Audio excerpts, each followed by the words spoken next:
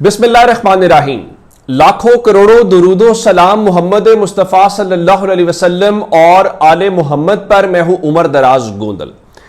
मैं एक बात कहता हूं कि घर का भेदी हमेशा लंका ढाता है। कल मैं एक टीवी शो में बात कर रहा था कि तहरीक इंसाफ के जो बायकॉट की बात है इलेक्शन से, मैंने कहा ये डिपेंड करेगा अवाम की कॉल के ऊपर। अगर अवाम ने वाकईतन हकीकी मानों में बायकॉट कर दिया, टर्नआउट ऐसा कम रहा, तो ये सिस्टम को चपेट पड़ेगी। ना सिर्फ लोकली बल्कि इंटरनेशनल हेडलाइंस बनेगी, लोग सवाल करेंगे। दूसरा, इमरान खान ने जब यह कहा कि असेंबलियों से निकल जाए।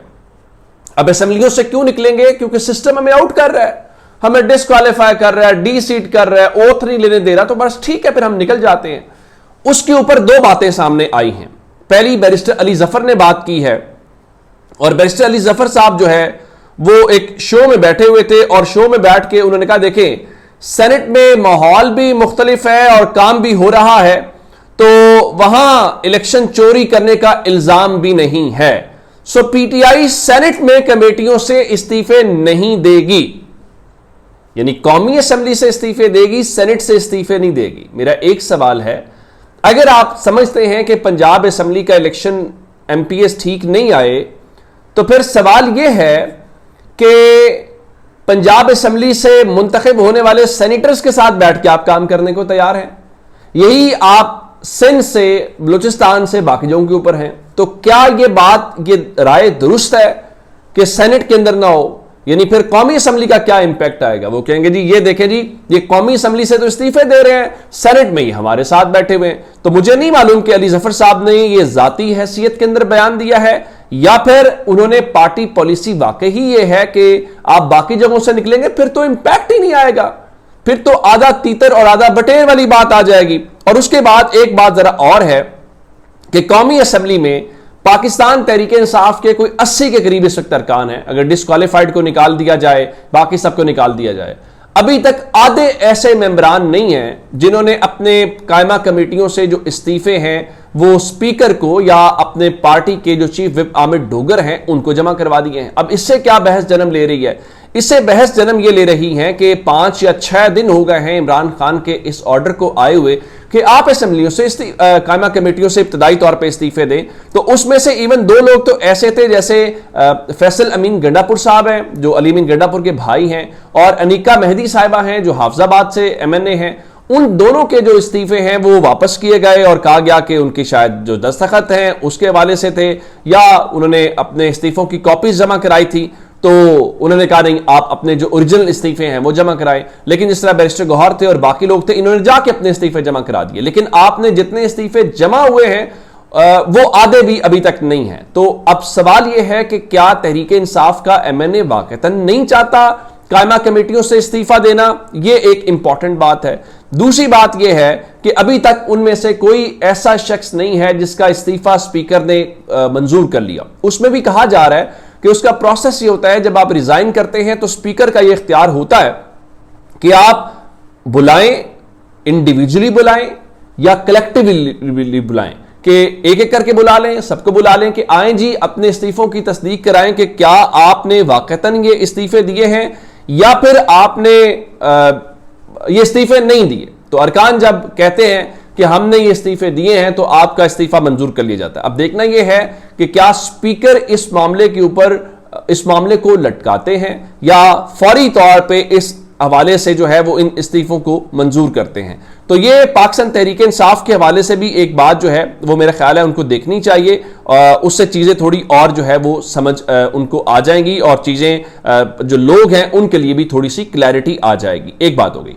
अच्छा, दूसरी बात यह है कि जो इमरान खान के हवाले से एक जेल से खबर है और वो बताई जाना आपको जरूरी है कि इमरान खान के तिब्बी मुआयने को लेकर अलीमा खान ने जो दरखास्त है वो जमा करवाई थी, दरखास्त दी थी। तो अब उस सिलसिले में आज अदालत के अंदर समाअत हुई और सुप्रीम जो अडयाला जेल हैं उन्होंने इमरान खान की जो मेडिकल रिपोर्ट है वो अदालत में पेश की, और उसमें यह बताया गया है, उस जेल इंतजामिया की रिपोर्ट में इमरान खान की 2 साल की जो मेडिकल हिस्ट्री है वो आज अदालत के सामने रखी गई है और कहा गया जी इमरान खान का डॉक्टर्स की निगरानी में इलाज जारी है और इमरान खान को दांतों, कान में, नाक में, गले में, आंखों और हड्डियों समेत कई तिब्बी शिकायत रही हैं और उनके मुताबिक उनकी शिकायत आने के बाद जो अमराज़े चश्म के माहिरीन हैं, आर्थोपेडिक सर्जन हैं और ENT माहिरीन हैं, उन्होंने मुतअद्दिद बार उनका न सिर्फ मुआयना किया बल्कि इलाज किया। ये मैं सरकारी रिपोर्ट की बात कर रहा हूं। और फिर आज जेल इंतजामिया ने सरकारी तौर पे इस बात को तस्लीम किया है, जो कोर्ट के अंदर रिपोर्ट सबमिट की गई है, कि इमरान खान को कोलेस्ट्रॉल की जो सतह बढ़ने की शिकायत थी और उनका कोलेस्ट्रॉल बढ़ा, जिसके बाद इमरान खान के जो कोलेस्ट्रॉल की सतह बढ़ने के बाद उसको कंट्रोल करने का जो इलाज है वो जारी है।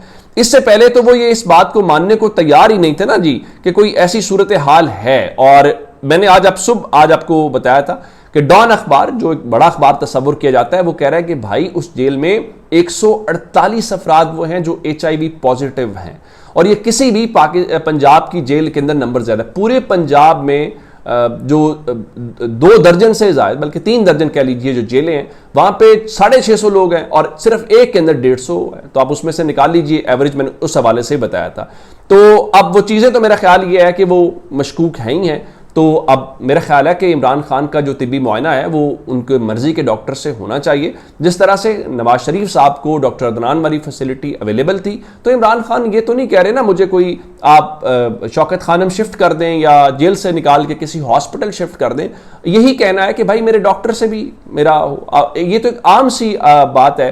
वो ये कि कोई शख्स किसी को हार्ट का इशू हो, मैं इमरान खान साहब की बात नहीं कर रहा, तो उसकी एक मेडिकल हिस्ट्री होती है, वो किसी एक डॉक्टर से नहीं। मैं अपनी वालदा का चेकअप रूटीन में कराता हूं तो मैं एक ही डॉक्टर से कराता हूं और तवील अरसे से एक डॉक्टर के पास हो रहा है। उसकी वजह क्या होती है कि डॉक्टर को पूरी हिस्ट्री का पता होता है, उसने पूरा ऑपरेट किया होता है, उसको चीज़ों का पता होता है, उसको बाकी रिपोर्ट्स का आइडिया होता है, कॉम्प्लिकेशंस का पता होता है। तो इसमें कोई बात नहीं है। अगर खान साहब ये समझते हैं कि वो अपने शौकत खानम के डॉक्टर से करवाना चाहते हैं तो मेरे ख्याल से ये करवा लेना चाहिए, इसमें कोई बुरी बात नहीं है। अच्छा जी, अब सैलाब की सूरत हाल, और सैलाब की सूरत हाल के हवाले से एक तो खतरनाक अलर्ट जारी किया गया है कि जो दरियाए चनाब है, रावी है, सतलज है और उसके जो मुल्हिका नदी नाले हैं, उनमें एक बार फिर इंतहाई ऊंचे दर्जे के सैलाब का अलर्ट जारी किया गया है। और 2 से 3 सितंबर तक दरियाओं के जो बलाई हिस्से हैं उनमें शदीद बारिशों का इम्कान है। PDM पंजाब ने यह बताया है कि चूंकि मध्य प्रदेश में इंडिया में बारिशें हुई हैं, तो उन बारिशों की वजह से हमारे इन इलाकों, दरियाओं के अंदर जो है वो एक बार फिर तुगयानी का खदशा। गो के आज हमने देखा कि चनाब में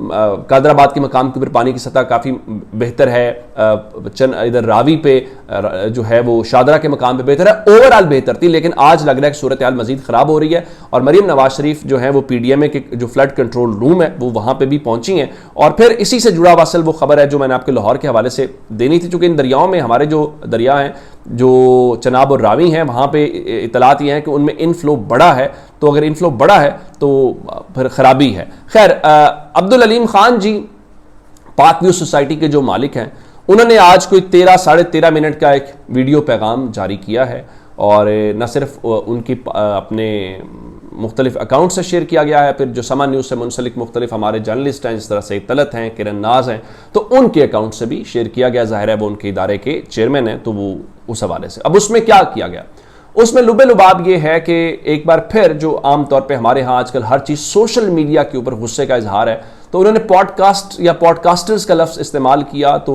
सादा लफ्ज़ हम उसको यूँ समझ लीजिए कि उन्होंने सोशल मीडिया के ऊपर खासे वो बरहम दिखाई दिए। फिर उन्होंने कहा जी हम अपने लोगों के साथ खड़े हैं। फिर सोशल मीडिया को आके उन इलाकों में जहाँ पे कोई पुरसानी हाल नहीं है, फिर उन्होंने बताया कि ये मेरा मनसूबा नहीं था, 2006 में फ़लाँ का मनसूबा था, वो बैंक में डिफ़ॉल्ट हुए, तो फिर 2010 में मैंने ख़रीदा, तो मैंने सारे NOC लिए हुए थे। तो फिर उन्होंने कहा कि मैंने पहली हुकूमत में भी, जब मैंने ये मनसूबा बनाया तो उसमें अपोजिशन के अंदर था, तो पहली हुकूमत, इन्होंने इमरान खान का एक बार भी नाम नहीं लिया, तो उन्होंने कहा जी मैंने उस हुकूमत में भी कोई फेवर नहीं ली, मैंने इस हुकूमत में भी कोई फेवर नहीं ली। और फिर उन्होंने कहा कि हम अपने लोगों के साथ खड़े हैं, ये जो पाक व्यू में लोग रहते हैं ये मेरे फैमिली की तरह हैं और मेरे बहन भाइयों की तरह हैं, तो मैं इनके साथ खड़ा हूँगा। वो सारी बातें सोशल, उन्होंने कहा जी मैं बात नहीं करना चाहता था, लेकिन डिसइंफॉर्मेशन या मिस इन्फॉर्मेशन लफ्ज़ इस्तेमाल किया कि वो बहुत ज़्यादा फैलाई गई। तो इससे अंदाजा लगाई कि पाक व्यू के ऊपर जो है वो बहुत ज़्यादा दबाव है। फिर उनका देखें जी ये रूडा जो है, जब उसने कमर्शियल यहाँ पे चीज़ें बनानी थी तो हमारे ऊपर हमारा कसूर क्या है, हमारी गलती क्या है, हमने गलत क्या किया है। देखें ये ग्रीन एरिया तो नहीं था ना, ये ब्राउन एरिया था। ब्राउन एरिया से पूरा जहां कंस्ट्रक्शन हो सकती है, ग्रीन एरिया में अलाउड नहीं होती, तो जब वो बना सकते हैं तो ये उनकी, तो उसमें अगर देखा जाए तो यूं लग रहा है वो जो बंद बनाना था, जो सड़कें बनानी, चीजें करनी, तो रूडा की सारी गलती है, अब्दुल अलीम खान साहब की उसमें कोई गलती नहीं है। और बस जो है ना, या सोशल मीडिया कसूरवार है या फिर जो रूडा है वो उसमें कसूरवार है। तो फिर सोशल मीडिया के ऊपर भी उन्होंने पैसों का कहा जी मेरे से करने के ऊपर अगर किसी के पैसे 2-4 ज़्यादा आ जाते हैं तो हमारा मौक़िफ़ ले लेते, वो मौक़िफ़ दे देते, फिर साथ कह देते कि इसके बावजूद ये गलत है। तो ये अब तक के अपडेट्स अपना बहुत सारा ख्याल रखिएगा। खुदा हाफिज़।